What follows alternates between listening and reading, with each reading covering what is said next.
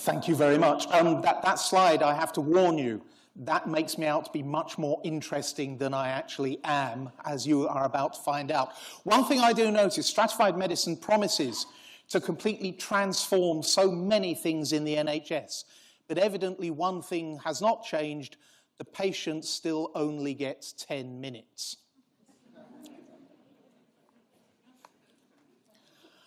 How many of you are here as patient advocates or patient representatives? We're told there's about half a dozen. Just looking for a few hands going up. Brilliant. The rest of you, I hope you noticed where those hands were, because all of those people are available and willing to answer questions during the lunchtime session, so I don't have to. Thank you very much, colleagues. It's good to see you here. One of the challenges I have sitting on all these groups and occasionally getting to go around the country, which is what we did when we were writing National Cancer Strategy, is I get to meet loads of patients. And whenever I'm asked to do something like present the patient perspective, it's really difficult, because the patient perspective is like the perspective of the British public on anything at all, almost. It's pretty big. The patient perspective on stratified medicine depends on what you're looking at and where you're looking from and what your condition is and how far down the line you are and whether it's just been diagnosed or whether you've been trying different things for 20 or 30 years, what size shape you are, whether you've had your genome sequenced, what the options are, which part of the country you're in, and I could carry on for some time. Incidentally, the first time I used that slide was about a week before the Brexit referendum. However, we all do understand the concept of stratified medicine, of personalised medicine, that what matters is each one of us finds the right thing for us. That's a generational slide. Anyone here under 30 probably hasn't yet seen the film. I do recommend it. All the best bits are, of course, on YouTube.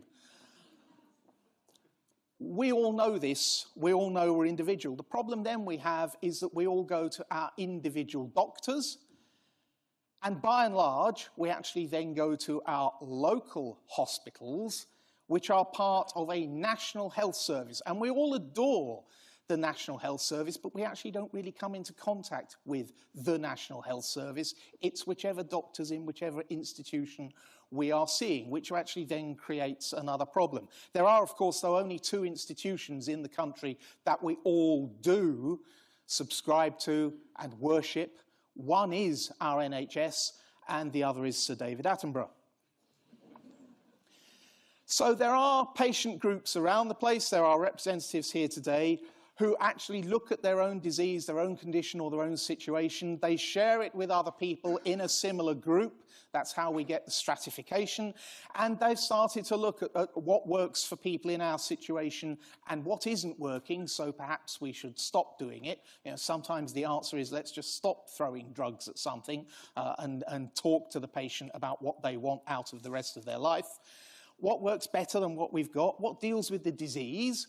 But also, how much damage does that then do to the patient? And how do we find this out? Where's the evidence? Is it in this country? Is it actually being produced abroad? Is it under the same conditions? And when we see evidence, who do we actually trust? And we have patients who trust other patients. We have patients who trust what they're reading on the internet. And we have patients who do, occasionally, access learned academic journals, even those where knowledge is hidden behind paywalls. The journal I edit is, of course, freely available, open access. So, there is a picture. It's not a graph, it's not statistics, it's not the kind of diagram you have been seeing all morning. It's people, it's patients, it's my colleagues at the NCRI Consumer Forum, talking with researchers, and as it happens, that table at the front was actually talking about a stratified medicine clinical trial proposal. This is increasingly what patients are doing, sitting down with researchers, talking about research to find the evidence to support the better treatments or more informed options for we patients. There are plenty of groups. There's a group called Use My Data the name, it does what it says. We want data to be shared across the NHS for the benefit of other patients. The NCRI Consumer Forum, that's a friendly Dragon's Den.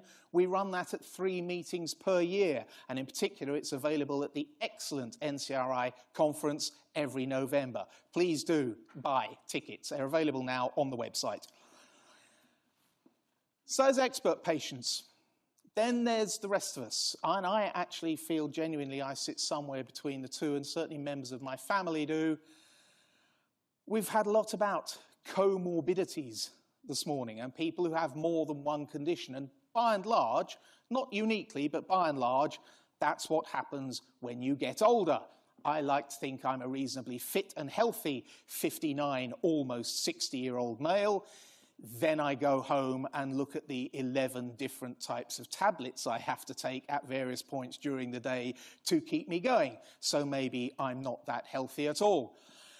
And we're told we have patient choice, but actually one of the drawbacks perhaps of the NHS is that many of us still sit and say, thank you for giving me choice, doctor. What do you recommend? What would you do if you were in my situation?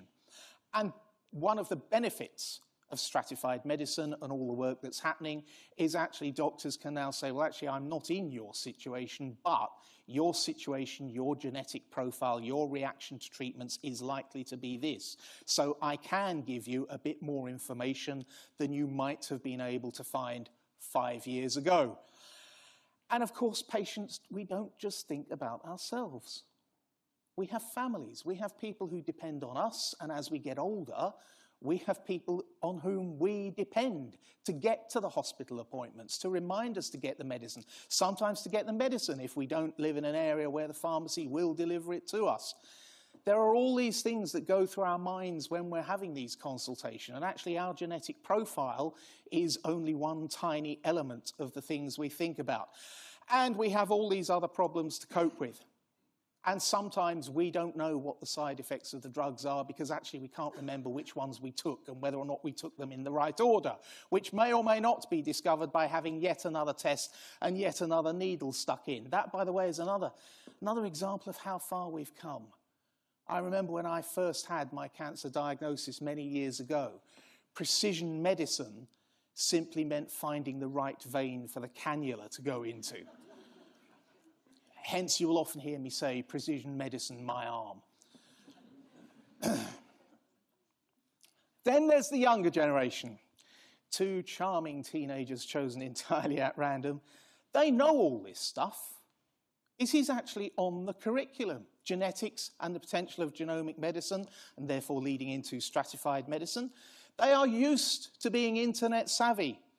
They do actually use social media for sense checking, and they're not quite as gullible as we may think they are when they're doing it. They're used to having stuff about themselves and other people loaded onto their phone, which of course they carry with them everywhere and clutch tightly even when they're fast asleep at night.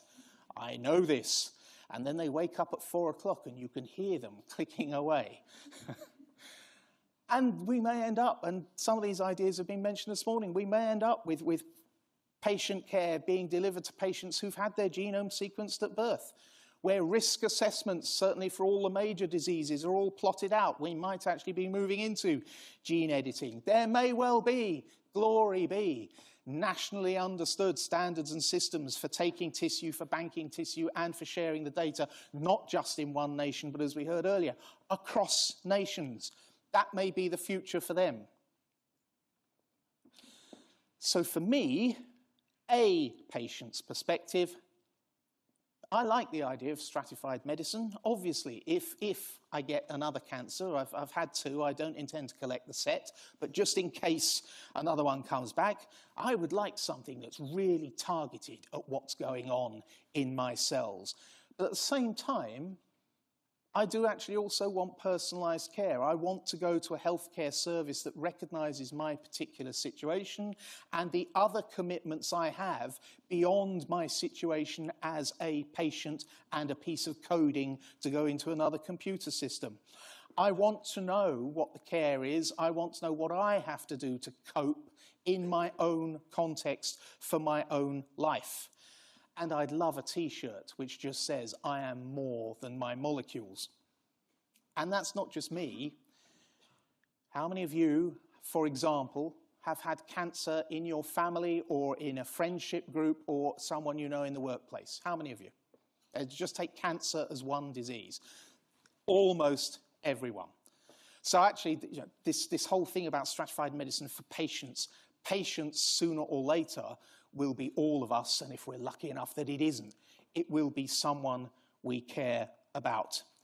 So if every patient's life is a story, then out of the mouths of babes and innocents, what we want from personalised stratified medicine is more stories with happy endings. And if you've read the biography in the paperwork you've got, you'll know that I've had more than a few things go wrong, but as you can see, I'm still here, and I still get to enjoy being with the people I care about. Long may we all enjoy being with the people we care about. All the stuff you've seen this morning, all those charts and marks and diagrams, it's about the people you know and the people you love. Thank you for inviting me today, but much more importantly, thank you for all the work that you do. Please keep going. Thank you.